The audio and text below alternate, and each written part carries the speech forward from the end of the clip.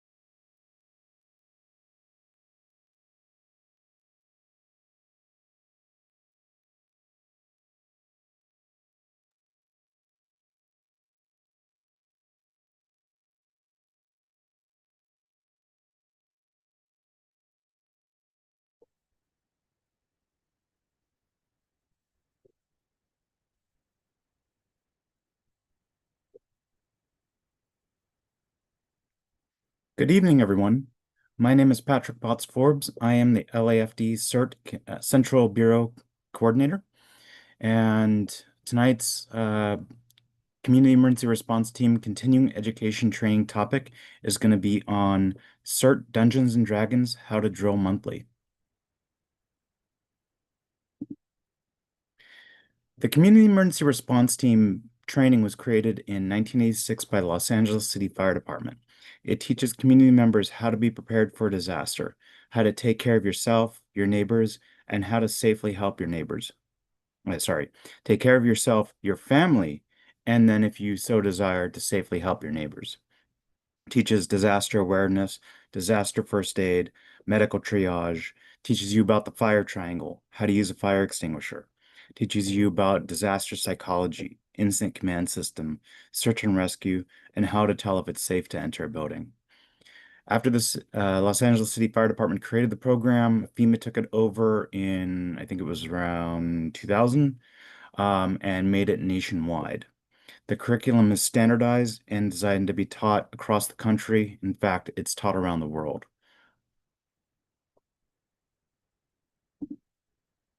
However, the latest slide deck, in fact, the last couple slide decks put out by FEMA, are extremely dry. If you take a CERT class with the FEMA slide deck, I recommend lots of coffee and hopefully you have a good instructor. What should happen is that the slide deck should be customized by the instructor, by the program putting it on. It not only is it required to be customized to keep it interesting, but also because not every part of the country has every kind of disaster. In Southern California, Los Angeles area where we are, we don't get hurricanes or tornadoes as much as, say, if you're in the Panhandle or in Florida. Um, Likely, also, we don't get blizzards, like if you're part of the middle of the country or northern part of the country, or even Texas, apparently now. So really, the training should be customized to represent the disasters that you experience in the program area. FEMA says that you can add content to the training, but you can't or should not remove content. Um, and therefore, it really does need to be customized to your locale to make it relevant to you and to your community. One of the limitations that I think is, I wouldn't say it's by design, but It is something that is difficult to fix on a whole scale level is that um, the CERT training is not everything. You think that you're taking the training, you're being taught all this information, you graduate, and that you're going to be able to operate as a fully functional and efficient and effective community emergency response team member. The reality is you got one slice of the pie. Capability can be equated to knowledge plus skill plus experience. The CERT basic training gives you knowledge. It gives you a little bit of skill. We call it CERT basic for a reason. It is the building blocks for everything else. It is the gateway drug. A lot of people find that as you get the CERT training, you realize you need more. You need additional training. You need more experience. You need practice. You need additional skills that are not even touched upon in the basic training. The finalists don't actually realize they, especially the professionals, we have in the city of Los Angeles, we are privileged to have professional firefighters who teach the program. They have loads of experience and they can talk about their experiences. However, they can't give you that experience. And if you think that even with knowledge and skill that you're going to be capable without that experience level and actually doing this, you're in for a surprise. I mentioned that a lot of our people will seek additional training after the CERT graduation, and that is I can't understate how important that is. The basic training gives you the building blocks, but you need to add on to it. A lot of the stuff that we will experience after disaster will be medical related. We People will be injured. No matter what kind of a disaster it is, people will be injured. And if you can take hands-only CPR, stop the bleed, a basic first aid CPR AED certification class, wilderness first aid is a great addition and adds on tremendous value during a disaster when 911 may not work. Taking emergency medical responder or an EMT basic class puts you on par with the professionals out there at a minimum level. You can speak the same language and you have the same skill set that they do going into the academy. They of course learn more as they take as they get experience and take additional training, but at the very least we have the same basic skills, excuse me, same basic skills as EMTs that they do. Radio communication is going to be critical. The basic training doesn't really teach it.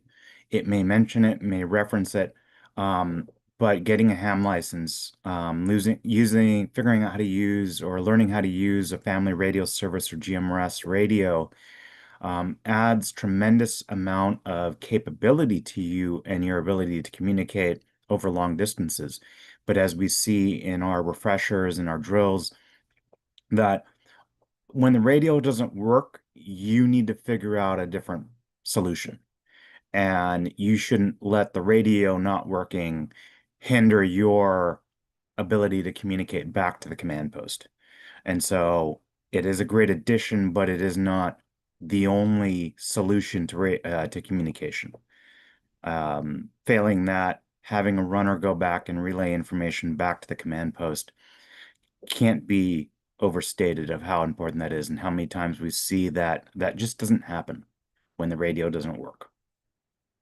Additionally, the FEMA Incident Command System classes are important for a variety of reasons. We learn about ICS in the CERT basic training. However, it touches upon what ICS is. The FEMA self-study classes really go into more detail about it. It's not required. However, it gives you a good foundation to understanding how the professionals are going to respond and how they're going to operate. And if we want to be part of the solution and we want to integrate with the professional response, It is critical that we understand how they operate. Um, I again say that the CERT training is basic. It is the building blocks. Um, and I will mention later in this presentation that I don't think that ICS is um, to be followed rigidly. However, you should understand at a basic level, at a foundational level, how incident command system operates because during a disaster, if we don't look like we know what we're doing and we can't communicate properly, we will be treated like amateurs and we will be dismissed by the professionals. After you take the training, after you get additional training, you may have skills now and you may have knowledge, but you still need that experience level. And this is where drills, tabletop exercises, full functional exercises really help get us that experience that there's simply no other way to get unless you're volunteering with a rescue organization, you're volunteering with, or you're a member of the military, National Guard, or the State Defense Force, or some organization where you're actually put out into the field. There is simply no good way for us to get that experience except through self-imposed drills, exercises. If you're part of a program that already does this, this is great, but we can do this ourselves. Um, we do need people who know what they're doing, or at least have had experience to help get the new members through. But there's nothing stopping us from doing this unless your program says don't do it. But hopefully they encourage it and they want you to get that experience. But again, I think they forget that the trainers, the people who teach this, who know this and have the experience, forget that you don't. And you need that.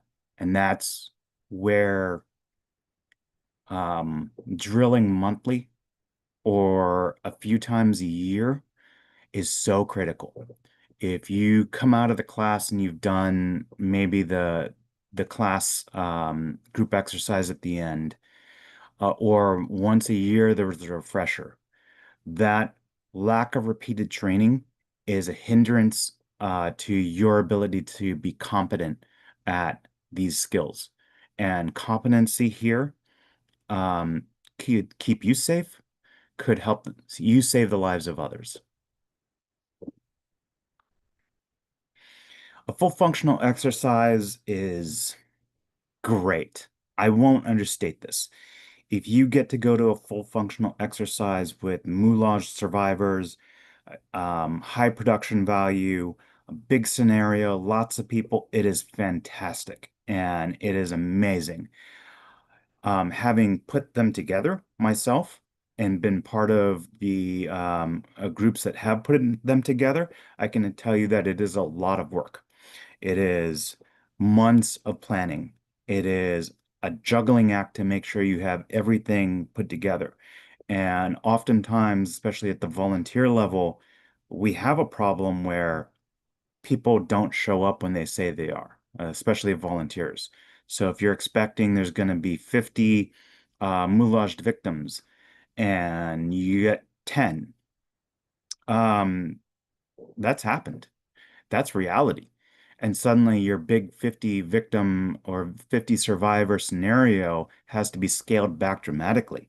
And all that months of planning have not gone to waste at all for certain, but now you have to pivot and you have to make it a lot smaller and it's less grandiose and less fun, but it's still valuable.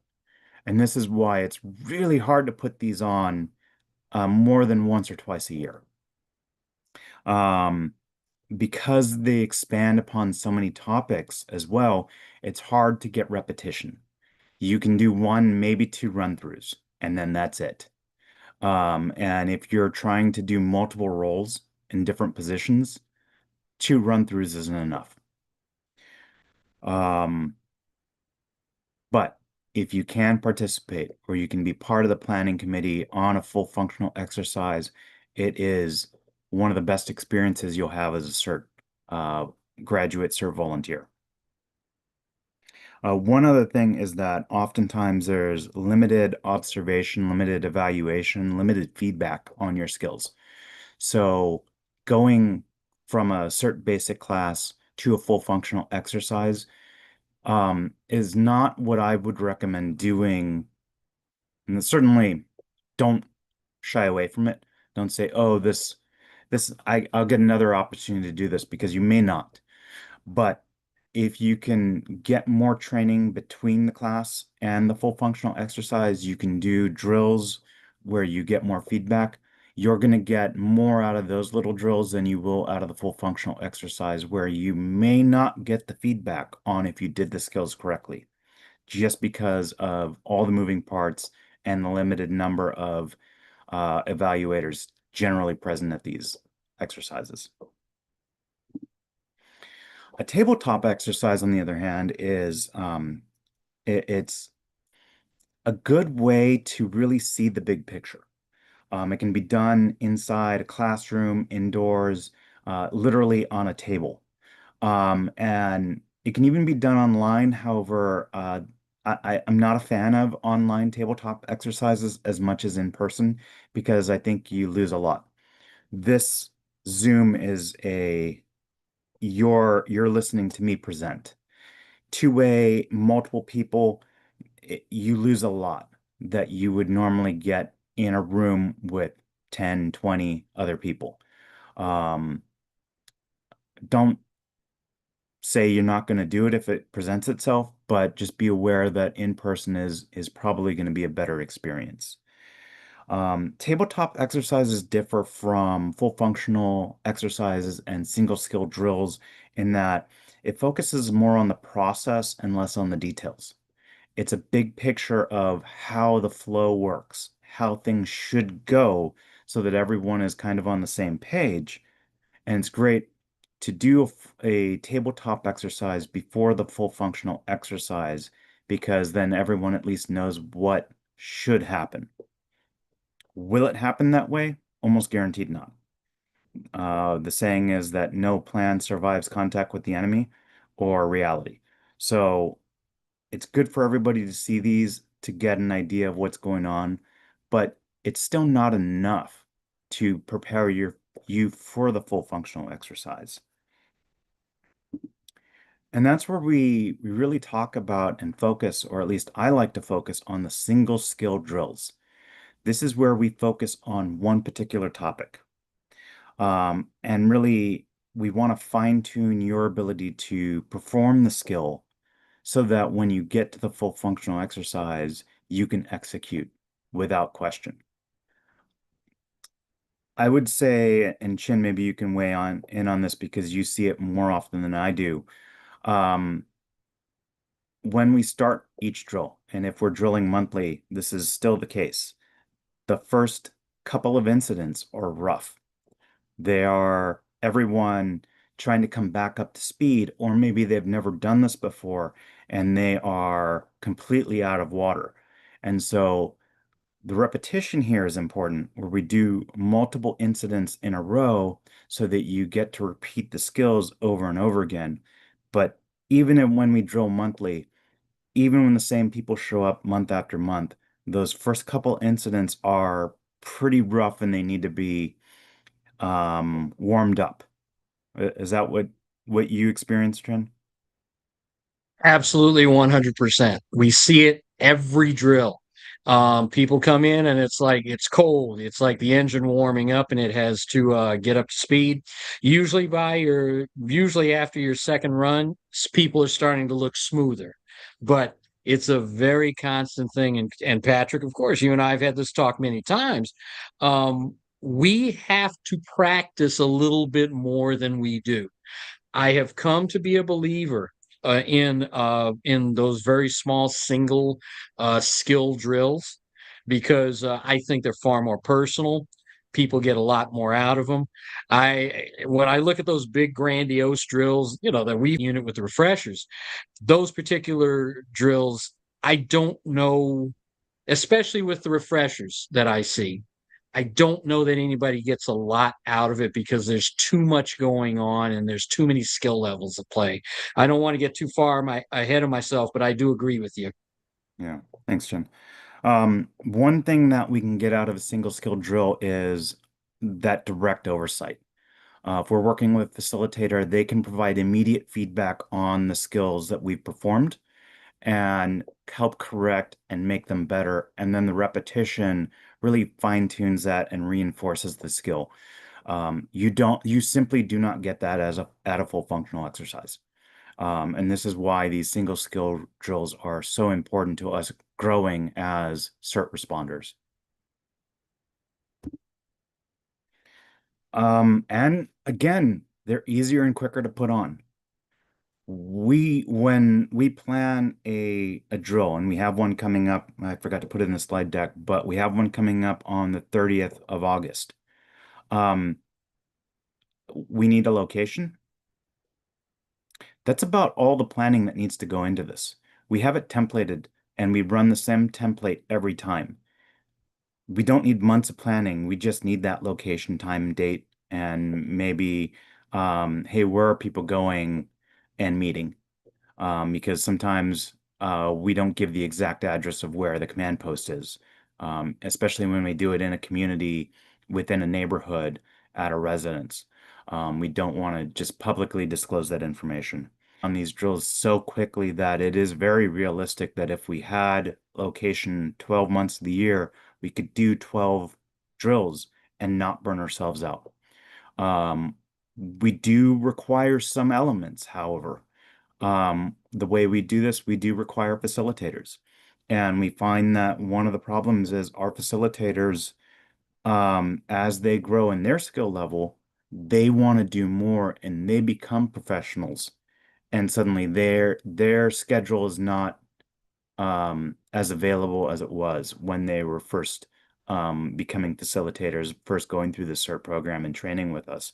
And so that's actually become a major problem is just getting capable facilitators at all of our drills. And that's probably the single most biggest limitation that we have on running these monthly, aside from locations, because let's face it, we could do it at a park if we wanted to. Or we could pick a random street intersection and just go there and run a drill. What gives us a lot of capability, however, is and we ask this usually every time, who has ever been to a CERT drill? Um, or whose first time is it at a drill? It's usually 80%, which is a little disheartening because we hope people will come back. But it's great because we do get a lot of first timers there. We can scale up or dial down the intensity and the challenge that we present our participants. If everyone is new and never done this before, we throw some softball incidents at them. We make it easy for them to get up to speed, and then we can dial up the complexity and the challenge level to really help them learn more. If we need to, we can completely stop the drill, stop the incident, and provide remedial training on how to perform the skills that they're performing. And that's something that you can't do at a full functional exercise. And again, I'll repeat this many times. Repetition is critical for honing and becoming better at a skill. If you do something once, maybe you do it correctly. If you do something 50 times, hopefully by number 50 doing it, you're almost an expert at it. Um, but if you go to a full functional exercise and do it twice, maybe you're not that good at it and you don't become better at it. Competency is difficult in the volunteer world when we're not able to do this over and over again. And that repetition really builds that competency. A full functional exercise is going to cover a lot of different topics, a lot of different elements, a lot of different parts of the exercise. Command post, command staff organization. You need that command staff and the command post to be able to operate and be fluid, and we don't get enough practice doing that. Asking fresh graduates from a class to set up a command post and operate under ICS principles is entertaining to say the least, but also not good, usually, unless you have someone who is a professional who has done this. But I've seen the professionals at a major incident, and even if you do it a lot, it is always chaos. And it is the whole point of incident command of disaster response is to rein in the chaos and control the chaos. You don't eliminate the chaos. It is simply there. And if you don't have practice at this, then you're completely lost and the chaos takes over. And so that's where having a team that practices a lot, they're going to have the chaos, but they can start to rein it in pretty quickly, hopefully. Chin. And I want to add one more thing to that. First of all, I think sometimes with the CERT basic training classes, a lot of members leave those classes thinking, I know all there is to know. Of course, as we've said here in this particular dialogue, that is not the case. And that's true in most things in life. But I think what we also have to remember is that when we're not prepared, when we haven't practiced this, we can become more of a liability out there than a help. We can become a liability to ourselves. We can become a liability to our communities just by sheer incompetence. And that worries me a lot when I see people take the CERT class and then I never ever see them again, or I see them once or twice in 3 years, and I watch them struggle at basic skills, utility shutoff, simple things, don't know how to use a radio. I think that's something we don't consider. And yes, we are volunteers at this. We are volunteers. We're not being paid to do it. Some of us do it a lot more than others, but I think there has to be a certain level. So keep that in mind that when you leave that class, and even as you're continuing on, you need to continuously, and I don't mean every week, I mean just really a few times a year, please get out there and practice those skills. I had to go on that soapbox, Patrick. Yeah, thanks, Chen. After your command post is set up, you need to start organizing the responders and sending out deploying teams. Um, if you don't have any teams in the field, you're accomplishing nothing. What do those teams look at? I disagree with the CERT training in what they say. They have a search and rescue team, a fire suppression team, a utility shutoff team. I think you need two teams, two types of teams. Damage assessment, find out how bad it is. Incident response, they deal with everything. The, I don't care if you, quite frankly, I don't think we're walking around with fire extinguishers looking for fires to put out. The CERT training says you can use a fire extinguisher once and you should use the full fire extinguisher to put out that one fire. How many fires are you realistically going to take care of if you're a fire suppression team walking around with fire extinguishers? It seems like a great idea, but I don't think it's realistic. The incident response team needs to be able to deal with everything. Medical, that's probably primary, and that's what we focus on a lot. Search and rescue. You hear someone screaming for help. How do you find them? Is it midnight? It's pitch black, power's out. You go into a building. Are you capable of searching it um, quickly, efficiently, and safely? Radio communication. We stumble on this constantly. We don't have enough practice talking on the radio, and that is something that all of our drills have as a common element.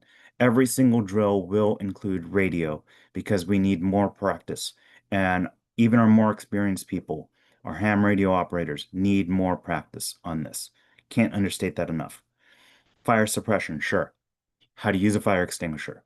What if you don't have a fire extinguisher? Is there something else you can do to put out a small fire? Is this fire something that you can take care of, or is it too big and it puts your team at risk if you try and fight it? Or is it better to try and evacuate the people that may not be aware that there's a larger fire growing that will possibly put their homes in danger and them in danger if they're not aware of it. Search and rescue. Um, it I, it's a major portion of the class, and I think it is good to do, and we've certainly done drills to that. However, I think immediately after a disaster, we're not doing so much search and rescue as we're doing damage assessment and taking care of minor problems. Some CERT teams on a more professional level where they volunteer with their organizations, maybe the sheriff's department, are part of search and rescue teams when there's a lost hiker and they need bodies out there. Some do it for evidence collection along with the police or sheriff's departments. And it's more like you're forming a line and looking for a shell casing or a piece of cloth or some sort of evidence of someone. Um, we are very rarely going to be entering large buildings, commercial buildings, and searching for people. If you're entering someone's house, yes, you need to know how to properly search it, but that's going to be pretty rare. And it's going to be pretty rare where we enter a large enough house where it's going to be hard to find someone. So I think that gets overplayed in a way that's not realistic. It's still good skill to have and it's fun to practice, but one of the things I'm going to talk about is realism here. And I just don't see it. I could be wrong. And certainly if you've been in a deployment or you've been in a disaster, I'd love to hear your feedback if you find that search and rescue is um, realistic in the way that it's taught in the CERT training. Medical triage. Here, everyone should be able to triage. You approach multiple survivors of an injury, an accident, a disaster, or something. How do you quickly determine who needs the most amount of help, who needs to go to the hospital first or they're going to die? This is where we stumble a lot, and this is where taking basic first aid, this is where taking wilderness first responder, this is where taking an EMT class is going to benefit you a lot. But at the very least, be able to do the 32 can do, be able to identify, is this person breathing too fast or too slow?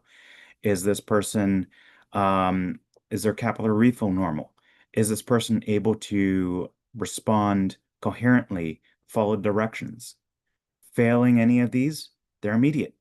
There's something wrong with them. We don't know what it is, but we need to get them to the hospital because something is wrong and we don't have the capability to solve this problem on our own.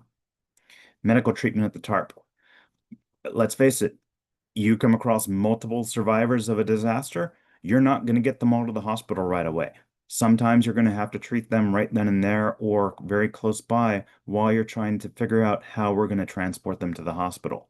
And there's things we can do, interventions we can do that will help them survive, give them a better chance at surviving. This is one of the hardest topics, and we do practice it in our drills, but I don't think it's realistic. And I think when we're in a real disaster, it's going to be very apparent that there is no good solution here. How do we get people to the hospital? Um, in our drills, usually we have people that say, "Oh, call 911. We need a rescue ambulance." Cool. Earthquake happens. Good luck calling 911 and getting a rescue ambulance. They're going to be busy. Um, 911 may not ring. Your cell phone's probably not going to work. You have to be creative here. And this is where on all of our earthquake drills, 911 is not available. The fire department's not available because it's not realistic that it would be. If you're in a very isolated incident and first responders are on their way and you're the first person there, cool. Help is coming. In a true regional disaster, earthquake, tornado, hurricane, let's not even talk about tornadoes. Hurricane maybe, but earthquake for sure. That help is not coming as soon as you want it to come.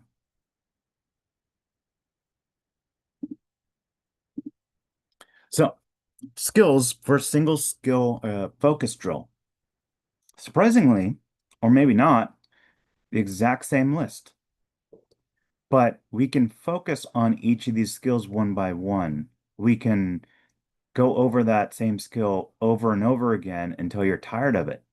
Because by the time you're tired of it, hopefully that means you're able to do it correctly. When we're talking about a full functional exercise, you're maybe going to do it once or twice. In a single skill focused drill, if we have 10 incidents, hopefully you're going to get to do that skill 10 times. And hopefully by the fifth or sixth time, you're actually decent at it. By the time you do it on the 10th time, hopefully you're competent at it. That's the whole point of doing these drills. So, there's, in addition to the participants of a drill and the drill runner, or that's not the correct term, the drill, I'm blanking on it. The person running the drill and actually controlling it, directing it, the drill director, something like that. You have other categories of people. You have um, observers, you have evaluators, and then you have facilitators. Um, an observer or an evaluator are really hands off. They're not part of the drill. They're there to see what's happening. An observer is going to generally report back on what they saw on a larger scale of how the drill ran. An evaluator is probably going to do the same thing, but maybe a little bit more about the skills of the participants and give direct feedback on that. But they don't participate in the drill like a facilitator does. Facilitators directly interact with the participants, and that means they can play survivors. They can correct or coach skills that they see need to be improved. They can provide direct feedback and help you do the skill correctly. They're really there's so many things a facilitator can do.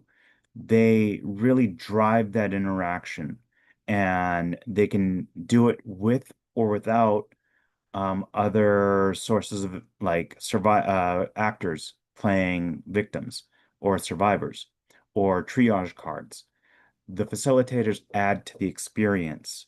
They can give you the scenario verbally. They can provide the feedback when you perform the skill.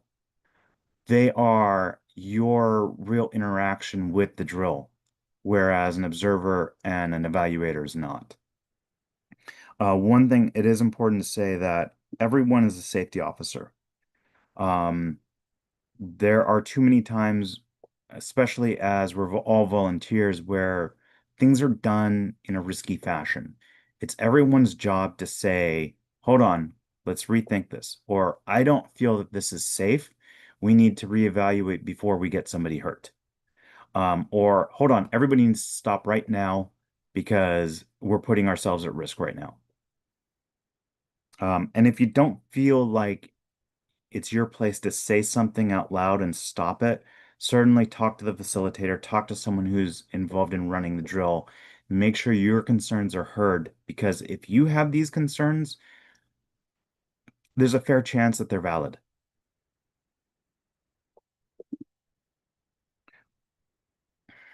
So facilitators on a CERT drill really come up with and describe scenarios. They can really embellish details of the incidents. Um, Sometimes we'll have a picture or we'll have a card that says something about the incident you're experiencing. The picture is nice, but it only tells a fraction of the story. I hate the cards that you have to read and form the details in your head. Utter, I utterly hate them with a passion.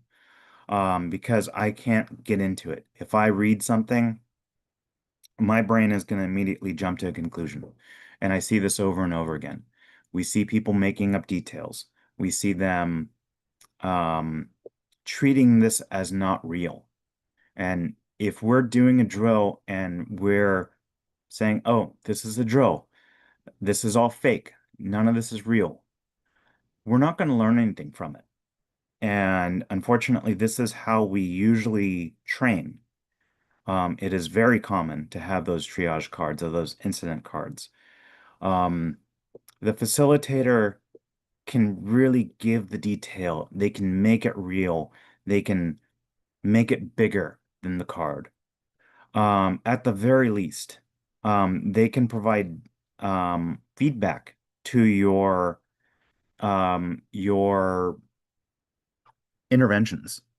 If you come across somebody and you triage them and you need to check their respirations, their pulse or their capillary refill, yeah, you check to see if they are able to answer questions.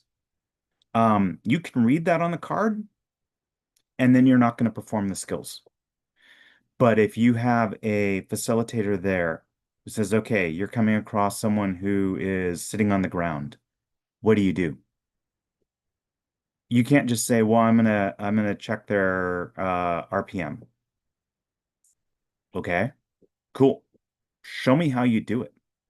Actually perform the skill on me, and I will give you the answers. A lot of times they'll say, okay, there's we come across the survivor, it says on the card. Um, they're breathing fast, their capillary refill is 3, and they can't answer questions. Okay, you just made that up on your own.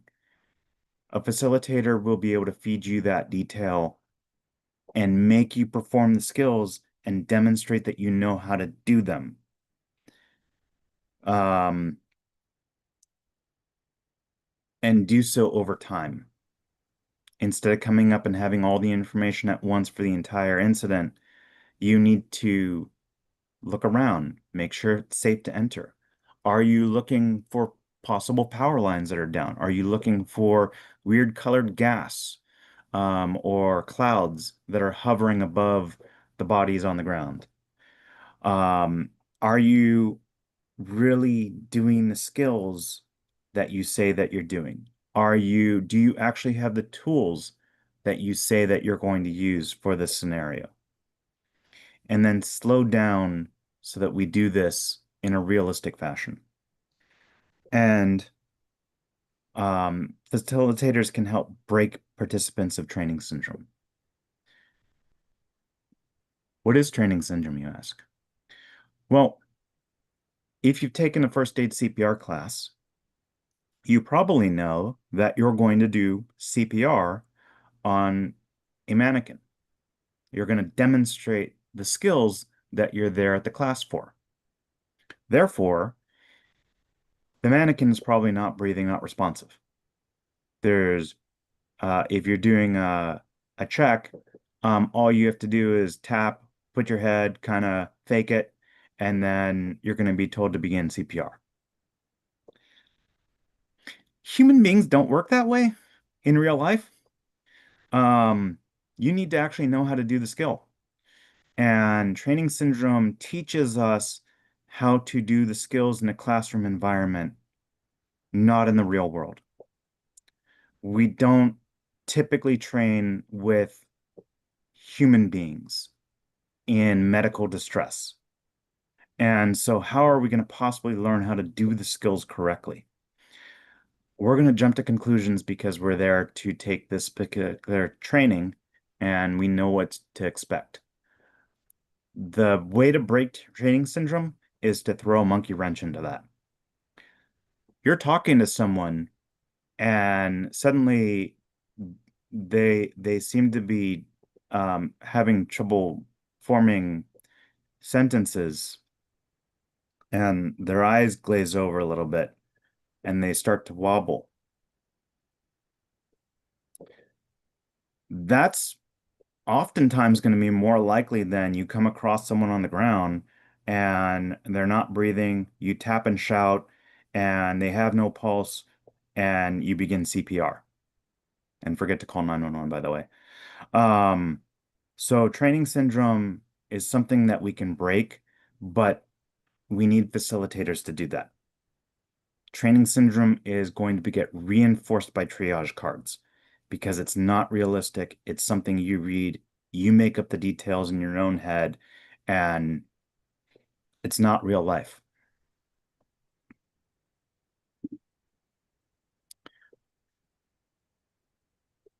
Covered a lot of this stuff. Um, Part of breaking training syndrome is to space things out in real time. When you walk up on a scenario, on an incident, you don't immediately have all the details. You need to look for them. At what point do you call the command post and let them know that you have an incident? At what point do you decide you need to call 911? Um, when you have the incident card and you read it, you have all that information presented to you all at once, and you don't know when you're calling in real time. It's difficult. Um, a lot of times what we see is when people don't have all the information, and it's almost impossible to have all the information on a triage card, they make up details. They make assumptions. A facilitator can provide piecemeal information and answer questions that people have. They can provide the feedback of the tests that people run, the participants run on the survivors in real time so that you don't make up that information. You don't jump to conclusions. You don't make assumptions. And people still do it. I love it. And if you're in a scenario with me and you make an assumption, there's a 50-50 chance that it's wrong. I get to make that one up. I get to decide if it's wrong or if it's right. And it's going to be wrong at the least opportune time for you. Oh yeah, the power's out. It's probably safe to step over this wire. Is it? Um, when you do hit head tilt chin lift, does the person gasp for air or is it not responsive? Um, you do it a second time. They gasp for air. Okay. What next? Are they suddenly alert, awake, and you tag them green? What do you do at that point? And how do we make sure that we're doing these skills correctly? Because I've seen a lot of times where there's observers at a drill and they will watch people make horrible mistakes. Oh yeah, did the head tilt chin lift? The person started breathing. I gave them a green tag. They're good to go. This person was never corrected by the observers. They think they did the skill correctly. It was not brought up at the debrief. The facilitator can immediately provide that feedback and then make them do it again and again and again until they get the skill correctly. Because we're not doing ourselves a favor if we're teaching people how to do the skills wrong. A lot of times we'll have people say, "Oh, I've got a crowbar. I've got the shutoff tool. I've got tape. Show me." "Oh, well, I didn't bring my bag with me because it's heavy." Then you don't have any of those tools. "Oh yeah, I'm going to use my flashlight." "Where's the flashlight?" "Oh, I have my cell phone." Okay.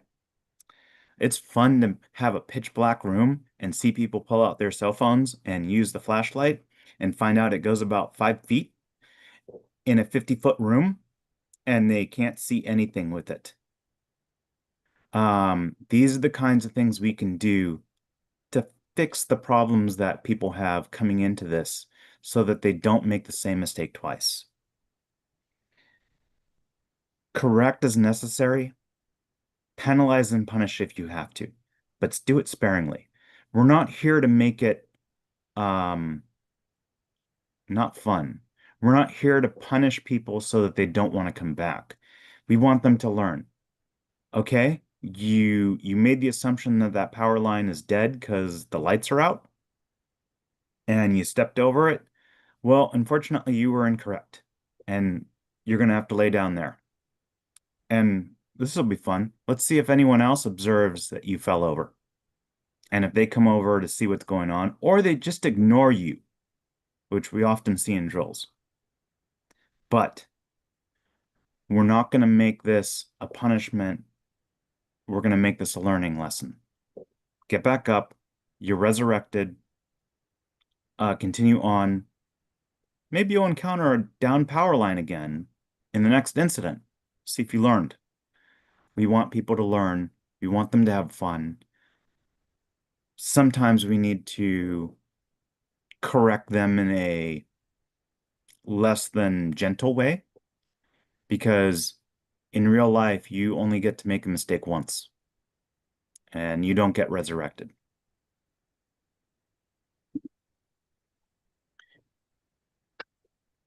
Not everyone is capable of being a CERT dungeon master. I'll make this statement every single time. You can have the most intelligent people in the world in your drill, and they are not good storytellers, and they're not good instructors. They may know everything. This is a skill that needs to be honed, and it is a skill that everyone should try to do. But if you have a bad CERT dungeon master, no one is going to have fun, no one is going to learn, and no one is going to want to come back. So you need to find out before you make someone a facilitator that they're actually capable of doing it. It's great when they are because they're going to learn so much more. But things to keep in mind, to be a facilitator and have a scenario, you need to be able to come up with these ideas. You need to have practice. You need to have done this. Um, come up with the scenarios ahead of time. Run through what you expect to happen in the scenario. It probably won't, but you should know how this scenario should run ahead of time before doing it. If you do this cold and you're trying to come up with this on your in real time as the team is trying to figure it out too, it's not the best experience for sure. But be flexible, be creative. Your team is not going to do what you expect them to do, and you need to roll with it and adjust and change the scenario up, change the incident up, maybe bring them back on track or guide them in the direction you want them to go, but don't be rigid. Um, sometimes they're going to ask you questions that you don't have an answer to. Don't fake it. Don't fluff it. Don't make things up. Don't lie to them. Admit it. Uh, I don't know the answer to that. I'm going to try and find out and get back to you. But hey, anybody else have any ideas about this? How do we get through this? Sometimes they'll surprise you. Maybe there are experts in the group and they know, or maybe they're more creative and they're going to come up with a solution you never thought about. As a facilitator, you're going to learn more from your team working through the scenarios with you than you will as a participant. And I touched on this at the beginning. This should be fun. If people aren't having fun, they're not learning.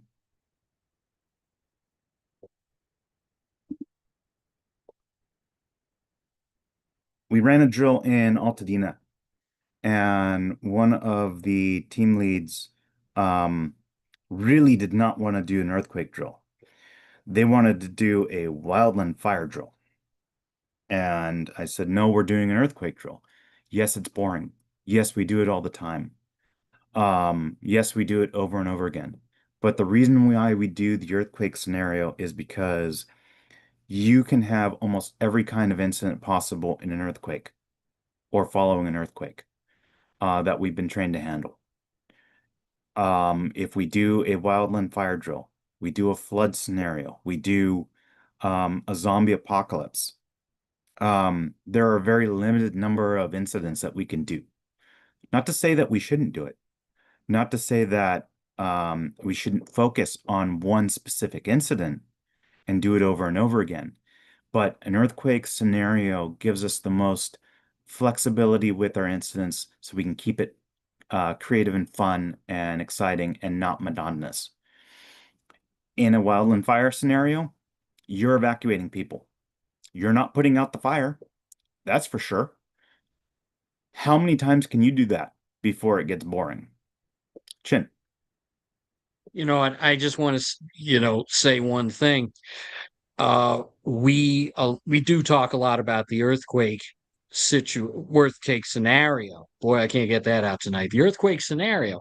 But the one thing I like to tell the folks who are with me on these types of exercises, when you prepare for an earthquake, which is kind of the top of the line, you're almost prepared for everything else. You just have to adjust your tactics and operations, which may include simple retreating and getting out of an area. That is a viable thing to do. But if you prepare for an earthquake, you're almost good for everything else out there. And I agree with you, Patrick. Sometimes you see the eyes roll back in their heads and they're like, we're doing this again. But there's a reason for that. There's a reason for that. So back to you. Yeah, absolutely, Jim. This is where um, I really think we should focus on realistic scenarios. CERT really harps upon not bringing a victim to an incident. It really harps upon staying within your level of training and capability. If somebody has a chainsaw, they're the one using it, not you, because it's not your chainsaw. If you are doing medical on someone, you're not doing a thoracotomy on someone because you saw it done on TV. Um, and let's face it, um, if you're in a if you're a doctor that's CERT trained and you're out in the field, you're probably not doing a thoracotomy on someone because you're not in a controlled environment where you can do this. Now, maybe you are an ER doctor and you've done this, or you were in the military and you're going to take the liability and risk of doing this because you've done it before and it's within your capability. 99% of us not going to do that because we saw it on TV. Um, we're not running into burning buildings. We're not, we don't have the jaws of life and can extract someone from a crushed car. We're not lifting trucks off of people. We're not wading through flooded storm drains to rescue children or cats or a wild coyote that is trapped on an island. Um, the scenarios that we present need to be realistic within the scope of our training and capabilities and be realistic because you don't learn from things that aren't realistic. You're not going to, we don't want people doing things that are dumb that will get them injured or get the people they're trying to rescue hurt or killed. And so we should really focus on scenarios that teach the skill set taught in the class. Maybe a little bit more, maybe a little bit less, but somewhere around that skill level because that's what we've been trained and that's the baseline that we have. Here's where it becomes a problem. Some of our facilitators want more. That's great. We've had facilitators who have gone from the basic training to being um, disaster cowboys to becoming EMTs to becoming paramedics to becoming flight nurses and doctors. That's awesome. The problem is when they want to share that with everybody and they want to exceed the scope of training with the people that they're teaching. And quite frankly, they like showing off. This is a problem. It's called scope creep. Um, we have a scope of practice that we learned in the CERT training. We don't exceed that scope of practice. If we have additional skills, we don't exceed our level of training and our scope of practice, whatever that is. And in this scenario, that is up to the responder. But when you have a facilitator that wants to show off to the participants, you need to monitor that and rein them in. Cool, you're wearing turnouts. You're trying to look like a firefighter. You're trying to look like a combat medic. That's not what we're doing. We're not running into burning buildings. We're not performing thoracotomies on someone. We're not running IVs. Chances are you're not toting around a AED. Um, I'm an EMT, EMT basic. My skill set is effectively basic first aid. It's a little bit more. I have additional training. I have additional knowledge. I have maybe a little bit more practice than people who have graduated the CERT basic training. A paramedic has a lot more skills. and a lot more capabilities than I do, and a lot more knowledge than I do. I can't administer an IV. I can assist someone as an EMT with um, doing an EpiPen. I can assist them with giving themselves insulin, maybe. I can assist them administering Narcan. A paramedic can do so much more than that. A paramedic, if you have a paramedic teaching or being a facilitator, be very cautious about what they are doing and what they are showing their participants because there are so many skills that they can do that I can't and that none of our CERT members should even be thinking about doing. Um, Even with Combat Lifesaver, there's skills I've learned how to do as an EMT I can't do. So we need to remain within our scope of practice. We need to make sure that our facilitators remain within the scope of practice and understand this is at the CERT level. We're not professionals. We're not first responders. We don't have a city agency that's going to cover us from when we get sued for exceeding our scope of practice. I do like telling people that we're going to give them gray area scenarios because, as Chin mentioned, you graduate the CERT class, you've been told you're going to be the hero during the disaster, and you want to go out and save the world. That is an extremely dangerous philosophy. Um, we want to give the participants a chance, give them a little bit of rope, give them a chance to think about, is this really what I want to do? And then teach them the consequences of doing something outside of their capabilities, outside of their scope, doing something that's dangerous so that they learn not to do it in real life. I like to say, give them a little bit of rope, enough to hang themselves, but then resurrect them after they strangle themselves. Um, the goal of CERT is to know your limits. As much as it is to help your neighbors, you need to be realistic about what you're capable of doing physically, mentally, skill level wise, so that you don't hurt other people, so you don't hurt yourself, so you don't get your entire team killed by doing something dumb, and they now have to rescue you, and they're not capable of doing it either. Um, but also many times, we have to be creative in our solutions. Yeah, chances are during an earthquake, not calling 911 and getting a rescue ambulance to come in the next 5 minutes. How are we going to get this person to the hospital? They need to go to the hospital. They're bleeding out. We've applied a tourniquet, but they're in shock. They're going to die unless we get them to the hospital. Are we driving them ourselves? Well, if we do, we take ourselves out of the rescue. Can we find a neighbor who can get them to the hospital who's willing to? Here's the part when we do this drill and we give and they come up with that solution is what happens if they die while the neighbor is driving them to the hospital? We never think about that, but that is a very realistic scenario. And the trauma that you've just inflicted upon a neighbor because of that, I don't have a good solution. All I'm saying is it's going to be very challenging, and there's going to be a lot of, should we do this? Can we do this? Is this the best course of action? Is this the only course of action? If we do nothing, the person dies. If we try and do something, we may make it worse for someone else, and they may still die. But we need to be creative in our solutions because the definition of a disaster is normal life is not normal anymore.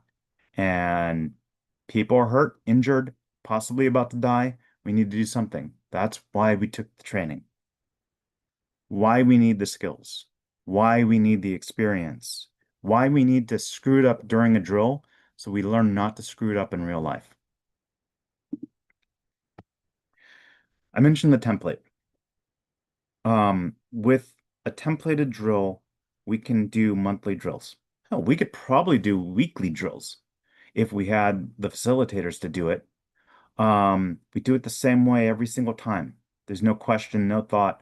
How are we going to do it this time? There's no need for endless planning because the drills run the same way every single time. But the cool thing is with facilitators, even if you give them the same scenario list, the same incident list, everyone's different. Everyone's story tells differently. You can literally go to every single drill and experience the same exact incidents, but it's never going to be the same. And you're going to learn something every single time without realizing this is the same incident I did the last 6 months in a row.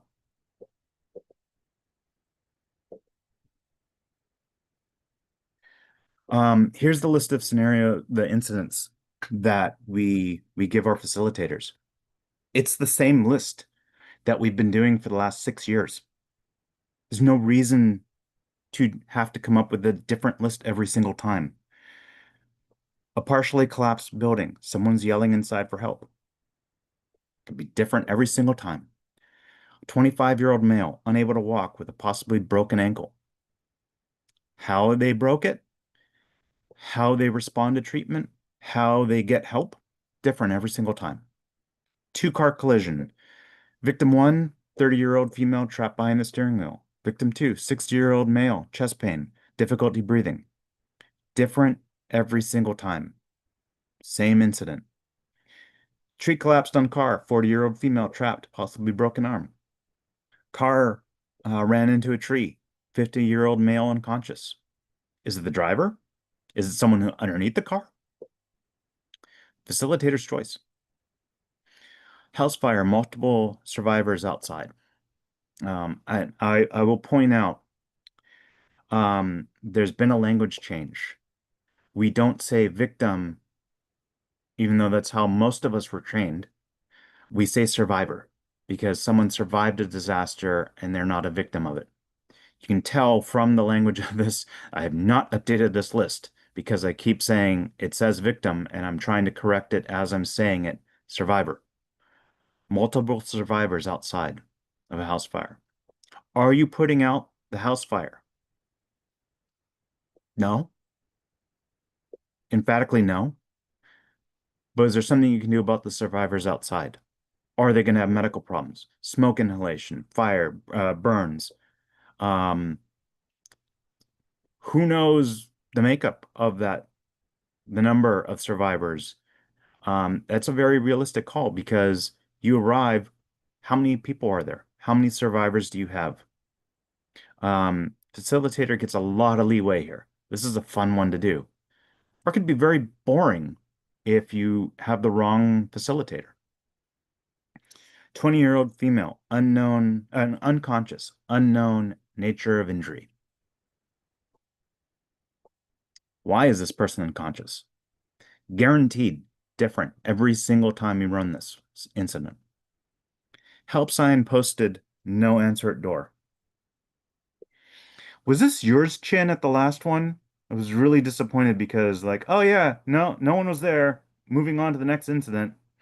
There's so Oh many fun my things that can be done with this one. oh, I could, but I had already killed somebody on the team, so I just didn't want to go down those crazy roads. You know, some days I have a limit. Fair enough. Boring. I mean, car in a house, survivor one, driver, 7-year-old male, chest pain, dizzy. Survivor two, 20-year-old female, arm open fracture. Final scenario or incident, 17-year-old female, possible panic attack, rapid breathing, rapid pulse, disoriented. Is it a panic attack? Is it something more? A lot of fun things you could do with these incidents. Again, if you want to run these drills and you want to take these exact incidents, feel free. I'm going to give you a link at the end where the incidents are posted. I don't care if you steal them from me.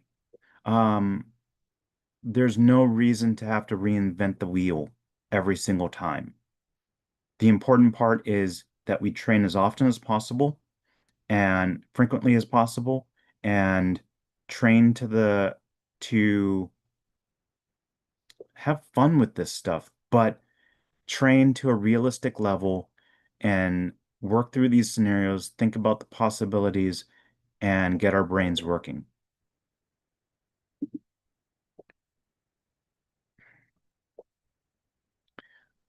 You should all want to be facilitators. And the reason is, I mentioned it earlier, you're going to learn more from being a facilitator than you're going to be from being a participant. You can only learn so much just being a team member. You should want to be a leader. Not everybody's capable of being a leader. Not everybody's capable of being a facilitator, but you should want to do it. If you want to be better at being a CERT member. Um, the purpose of these scenarios, these incidents, is to think outside the box. No real world problem will happen exactly like the textbook says it will. That's a statement of fact. No disaster will go according to plan because it can't. The important thing is getting our brains working, thinking about scenarios, working through how we will problem solve them. We start to develop more neural pathways in our brains. When we come across a real world incident that we have never seen before, the more creative things we've seen and thought about and played around with and run through the course, the faster we're going to come up with a solution to this unexpected incident that we've never even thought about before. If you've never done these scenarios and you're just out of a class, you've never thought about the what ifs, what are you going to do when you come across a real incident that you've never planned for, trained for? Real world problem solving is what we do as CERT members. Being flexible is what we do as being CERT members. You can have all the training in the world, all the knowledge in the world. It's the experience, the practice, thinking outside the box, coming up with creative solutions that's going to prep you for the real world incident that you're not even expecting to happen. I mentioned Instant Command System earlier. It's great. I we created it here in California, I believe. I don't was it I don't know if it was LA City Fire. But the reason why it was created is to solve the problem of expanding incidents. A lot of times we're taught it in a way and we train and practice it in a way that it is rigid. You have a command structure pre-planned and we need to slot people into that. That's not how instant command system works. If you have 50 people at an incident, you need an instant command chart, flow chart, you need some organization. 100%. If you have 5 people at the incident, someone needs to be in charge. Do you need an operations section chief, a planning section chief, a logistics section chief, finance and admin? No, absolutely not. You don't need to fill the 15-person incident command system chart when you have 5 responders. Incident command system is designed to build or grow and shrink as the incident demands. You fit the chart to what you have. You don't fit the incident to the chart. And it annoys me to no end when people say, oh, well, no, we have to have a logistics section chief so that we can give out equipment. What equipment are we giving out? It's an earthquake, 2:30 in the morning. It's us and our neighbors. It's what we bring with us. There's probably not a logistics cache with a bunch of equipment that we're going to be using. It'd be great if there was, and if we had the staffing to do it, great. But if there's 5 of us, we're doing what we can with what we have, and there's no reason to overthink how we're fitting people into a chart. In fact, there's no reason to think about how we're fitting in people into a chart when there's 5 of us. What's important to know from incident command system is who's in charge, who do I report to, who reports to me, and How do I maintain span of control? 3 to 7 people, five is optimal. That's all you really need to know at a basic level. Now, when there's more of us and it's day 3 and we're attaching to the fire department, absolutely we need to know how the fire department's operating. And they're operating under the incident command system. And so we should know that. But 2:35 in the morning after the earthquake happens, you and your neighbors outside, you're not figuring out who's operations section chief and the planning section chief and the logistics section chief. Oh, and when you drill, please don't leave the logistics section people sitting there with nothing to do after they've given out the radios and equipment. They're not learning anything sitting there while everyone else is having fun. And you just did them a massive disservice. Chin knows what I'm talking about.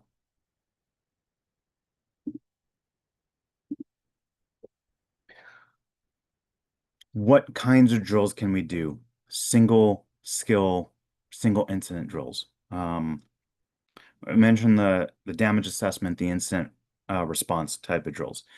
But, and I mentioned we can have some more fun than just earthquake drills. Medical treatment, search and rescue drills. These are things where we can have a single incident where everyone's working on it and we focus on that one incident and repeat it a few times. These are drills where a facilitator can't just story tell and be effective as they need to be. But again, oftentimes we have trouble getting actors to play the parts. And I don't like it when we're asked as CERT members to come and be victims at a disaster drill for the professionals. We've been taught to be responders. So when we do this, it's with the caveat that everyone gets to play a rescuer. Split your group into 3. Um, 2 times you run through it, you're a survivor or a victim. The third time you get to be the rescuer. It gives a 2-to-1 ratio of survivors or victims to rescuers and actually makes it a mass casualty incident. You split it 50-50, 1-to-1, that's not a mass casualty incident. You need more victims or survivors than you have rescuers. And then you get to have some fun. You get to be both sides. You get to see, oh, they didn't triage me correctly. I learned something, and I'm not going to make that same mistake. Be careful about lifts and carries. Even with a safety officer, it is extremely dangerous. If you drop someone, you don't have a good grip, you throw your back out, or we had a full functional exercise where a 90-year-old woman wanted to play a survivor, and they were going to carry her to the medical tarps, and she wanted to be carried. I said, no, what if she gets dropped? She's going to break a hip. 90 years old. She didn't get to play in the exercise because she tripped and fell and broke a hip before the exercise. Don't injure each other. If you're going to do lifts and carries, be very careful. Make sure you have someone who knows what they're doing supervising. Lift them up if you really want to. Lift them up, maybe move a couple feet, and then set them back down gently. Please don't injure each other during a drill, during a practice. That person's not going to want to come back if you drop them. There's other things you can do, especially like in building search and rescue. I love buildings where you can pitch black the room. Cause confusion. Throw some monkey wrenches in there. They think by round 3 they need to know what's going on, and that third rescue team is all cocky and they think, oh, we've got this. We have all this experience. We're the best team. And then you throw something that they didn't expect, and the room is filled with mental patients. And I mean, to be fair, we didn't actually plan that. both facilitators in the room set up both their survivors as mental patients. Um, yeah, that team learned a lesson. I'm not sure they actually learned the lesson, but it was fun to watch. They went in with no plan to get out, and they doubled down and kept trying to go in when everything was going pear-shaped around them. Um, that was that third round we had to call short. We had to cancel it. We had to end it because that team had gotten in so far and there was no rescuing them. There was no getting out. And that's something you learn the hard way during a drill. That is not something you want to learn the hard way in real life.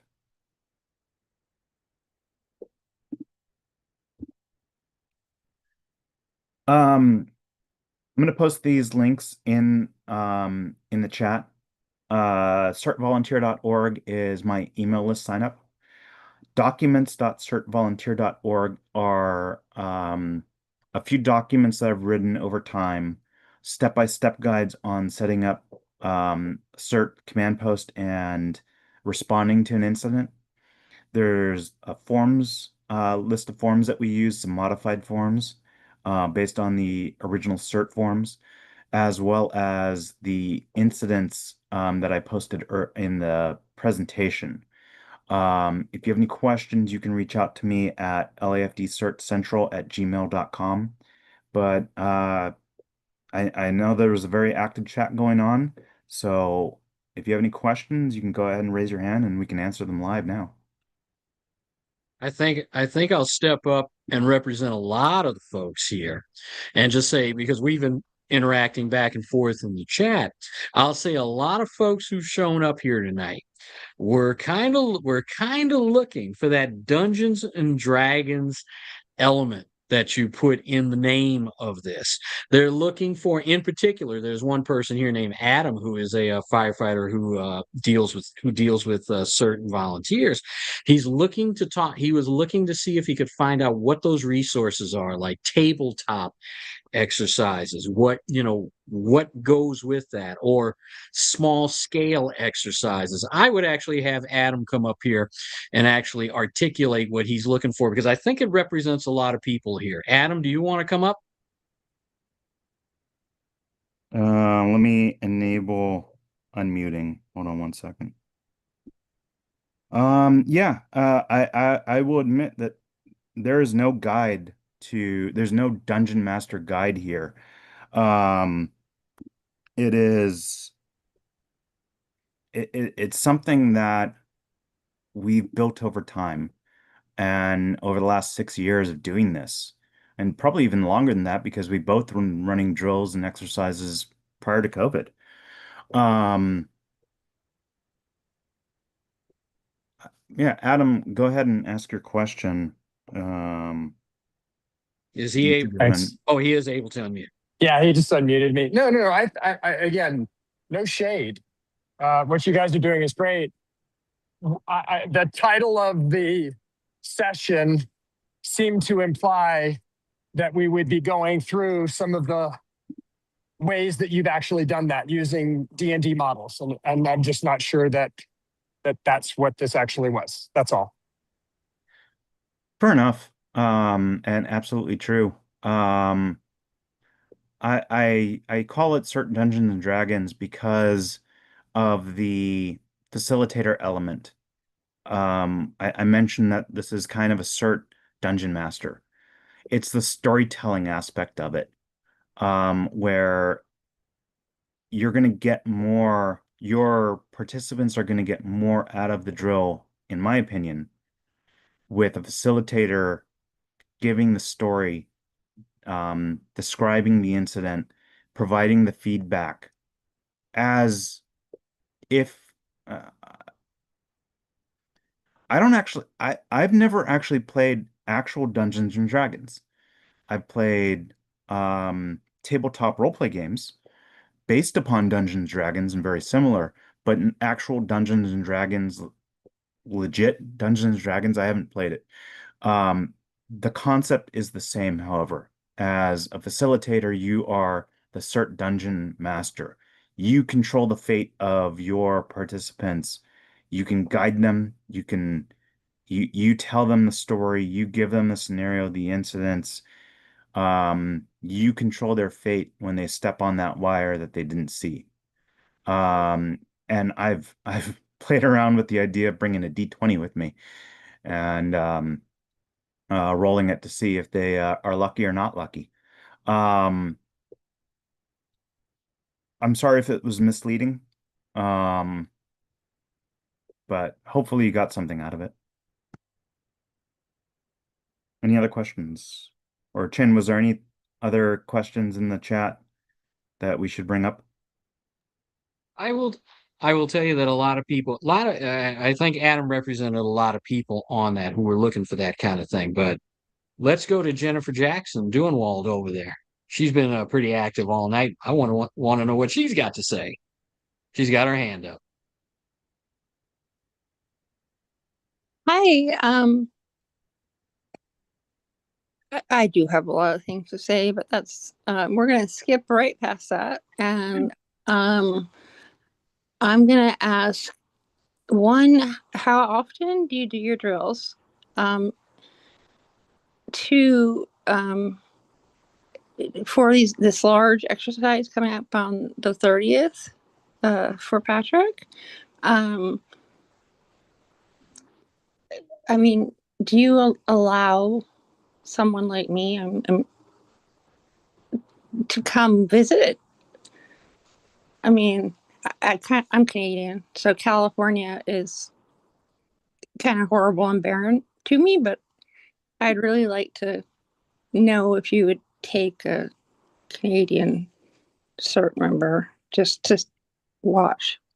So the answer is yes, absolutely. That the interesting part about the August 30th date is that this is actually, if you're coming to the CERT conference, it's the previous week. So the CERT conference ends on the 29th of August. So if you happen to be in LA or Irvine for some reason, um, for the CERT conference, you're close enough to come to the drill if you want to extend your stay another day. The drill is going to run from 9 a.m. to 12:30 p.m. in the Beverly Grove area of Los Angeles. Everyone is welcome to participate or observe. Um, you can see what we're doing, and how many times. We would love to drill monthly, 12 times a year. I think realistically it's maybe eight. Um, and that's mostly because it does require some logistics of planning the location. In smaller communities, you probably have a lot more locations. They don't have to be as diverse. In the city of Los Angeles, we have 600 square miles of LA, ranging from San Pedro in the south that nobody wants to go to, all the way up to Northeast LA, on the east side and out into the valley, into the deep valley on the west side. So there's a huge amount of geography trying to plan where we're going to have our next drill. It is actually a substantial task. So yes, absolutely. If you want to come down to Canada, I do see Kathy talking about Yeah. their drills in Portland. It's a little bit closer to Canada, but we'd love to have you come down. Well, I mean, I have dual citizenship, so I'm 60% of the time on the southern side of the border and the rest of the time there. But it just, I don't want to cast aspersions, but it sounds like, I mean, your program is obviously well organized. I, I mean, I would just like to show up. So, um, I'll email you. Yeah, Yep. absolutely. Yep. And I posted the link for the drill in the chat. Karen. Hi, sorry, it takes me a minute to unmute over here. So, the game that I posted in the chat, we actually use because when I was with Santa Clarita, the sheriff's department had weekly meetings and CERT meetings, and um, we would drill or do some kind of whatever, train on something once a month. And we used that game a couple of times just to start conversations. And then it also gave people ideas of other tabletop type activities to do. So we found there to be a lot of value in it. So they are out there if you're looking for tabletop things. And the one I posted would be perfect for the teenage crowd. So it was a really good game. Really easy to do. And like I said, it also fostered other ideas and, got people thinking about what they could creatively come up with, because we had to rotate who was in charge of that meeting every month. So everybody had to take a lead on it and come up with some idea of how to train and what we were going to train that month. I like the idea that you rotate the leadership. That's great. Um, Scary, but great. Yeah, there's stuff out there. I know that our one of our previous CERT captains actually created a literal board game that she was selling. And I got a chance to play with that a couple times, and that was fun. Um, Limiting a good start. Um, I think you do need to actually get out and actually walk in the neighborhood to get a more full experience than what a tabletop game can do. But there's so much value in the tabletop game and getting that started. Um, I've mentioned this at coordinator meetings in the past that I don't like calling it a meeting. I think people are meetinged out. They don't want to come to meetings. They want to come to trainings. So every meeting should be a training. And a tabletop game or just discussing scenarios. Someone can literally do a scenario, a single incident, and have people discuss how they would respond to that incident at every training you do, every meeting you do. Any other questions, comments, editorials? Annalise is Annalise, when is your zombie drill in San Pedro? It's October? He's looking to house it sometime in November October. November 7th. Um, yeah. Chin, do we have any other drills scheduled on the calendar yet? Not yet, but it's like we got a couple of things pending. Mm-hmm. Yeah. All right. Well, if there's nothing else, was there anything else in the chat, or was it all about how I misled everybody with the Dungeons and Dragons nomenclature?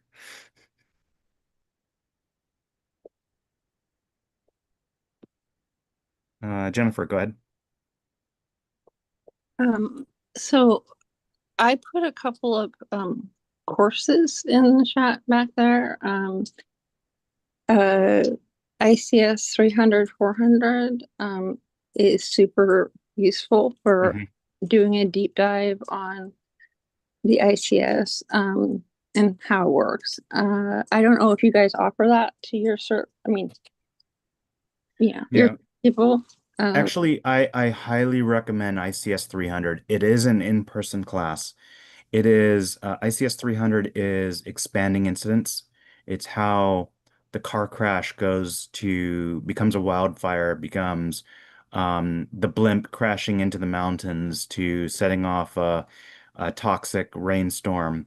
It's how the incidents build and more responders arrive, and how that incident command chart begins to build. And that's where, and you talk about the planning P, which is something that the professionals know about when there's multiple day incidents, multiple period incidents.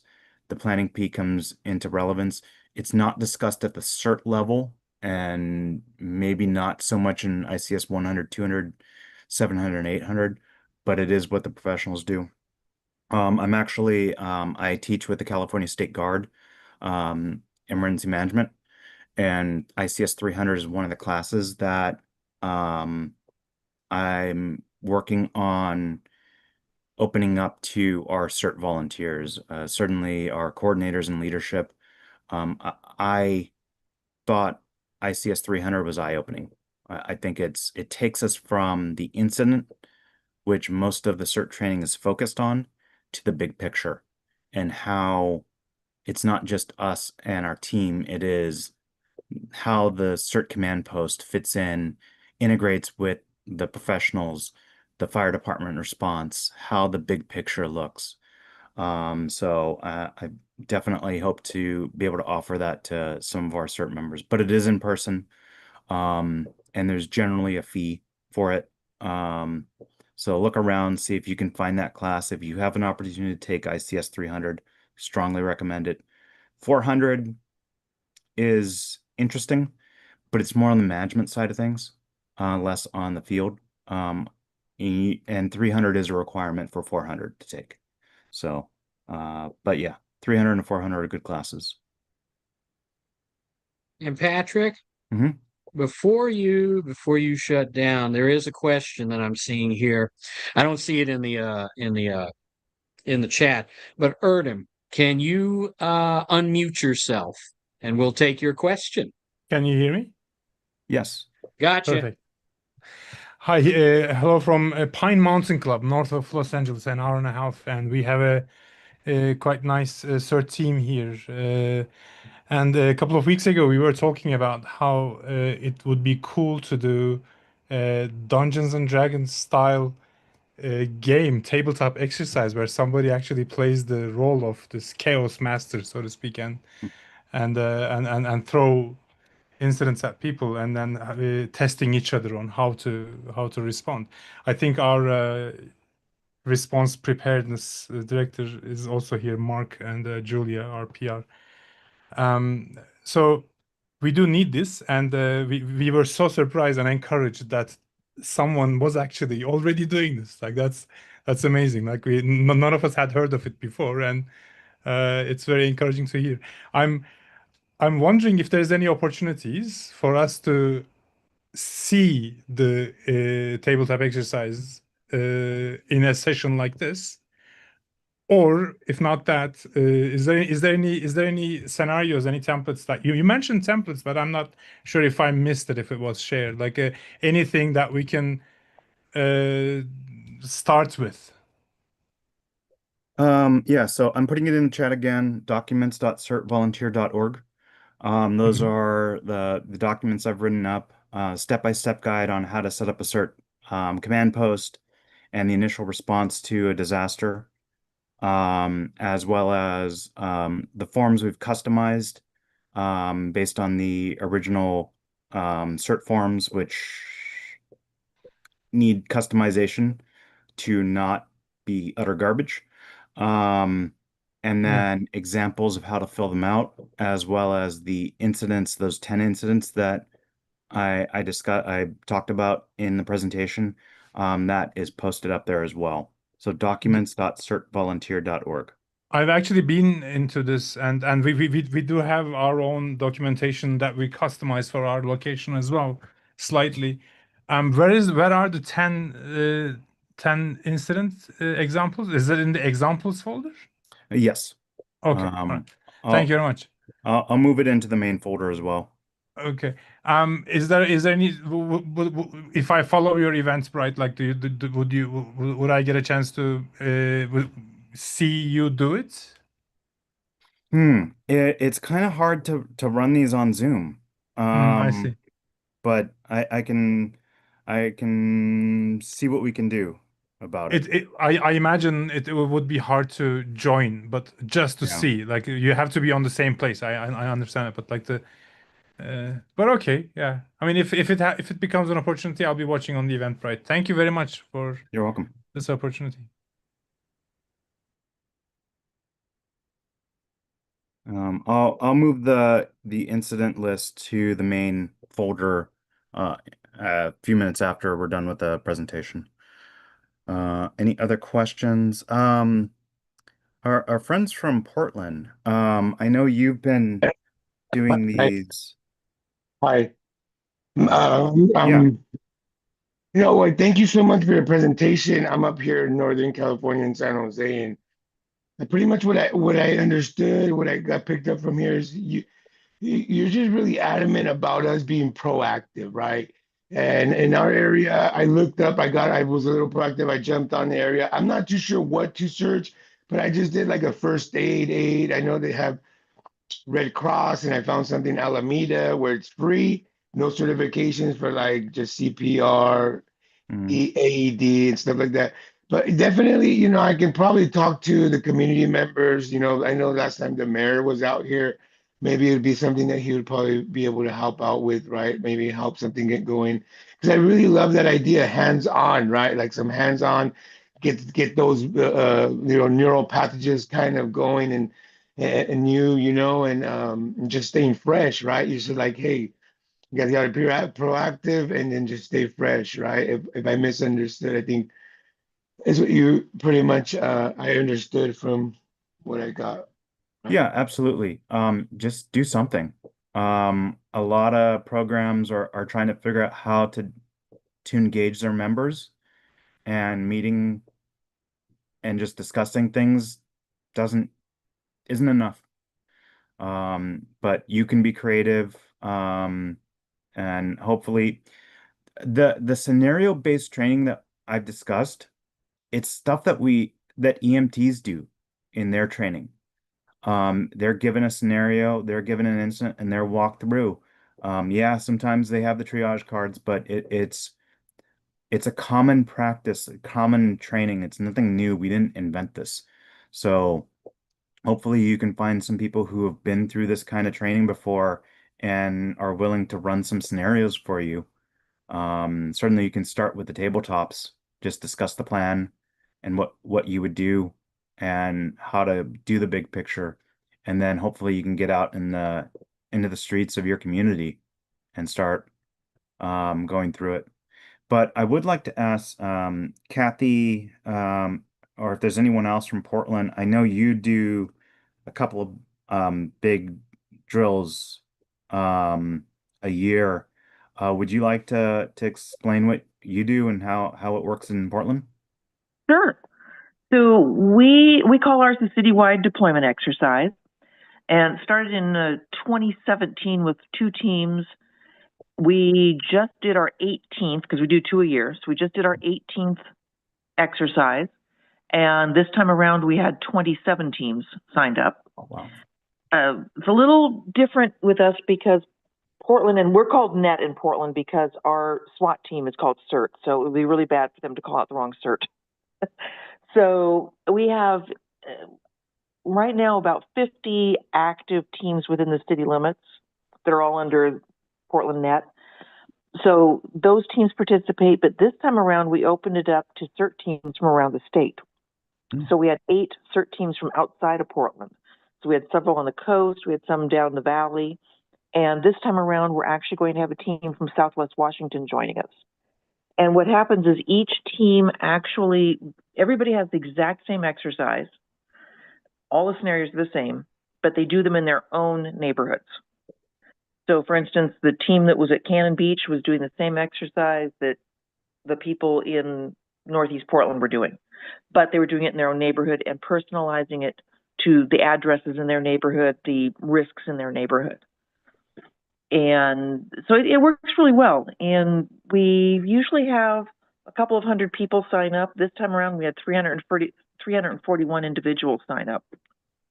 So, and again, realizing they're not all in one place, they are in their own staging areas. I'm jealous. I'm just nervous because right now tomorrow is the deadline to register teams and we don't have as many teams. And I'm like, okay, I'll extend that because it's summer. Yeah, that'd be fun to go up and observe that. Well, and just to let everybody know, Patrick was one of our proctors when we did our first one on Zoom because, we had COVID and we're like, oh, we had to cancel the spring CDE that year. And so I just got this wild idea, let's do it on Zoom. And we did. And, it worked for the next 3 times. And everyone was at least able to, basically a tabletop. right? Unfortunately, we didn't record it, but we were able to carry it off. Yeah. Where there's a will, there's a way. And if you're struggling with your CERT program on how to get started, hopefully this provides some guidance, some help. You feel free to steal my stuff. That instant list, like I said, every time you run, it's going to be different, so you don't have to keep coming up with new material. But just try something and then try it again and again, and hopefully you'll end up with 300 individuals and 26 teams. And like I said, I'm jealous. We're not anywhere near that here in LA. We're lucky if we get 30 people at a drill. But they come out for the refreshers. But I think the single skill drills are particularly useful because yeah, it's not as grand as having 300 people at a refresher, but I think those 30 people, 20 people, broken up into teams and actually getting to go through multiple scenarios multiple times, you get a lot out of that. All right, thank you, everybody.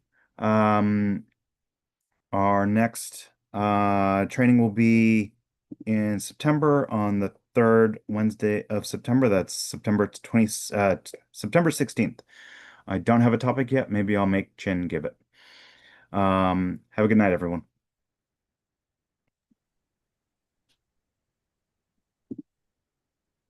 So great. Thank you. Good night.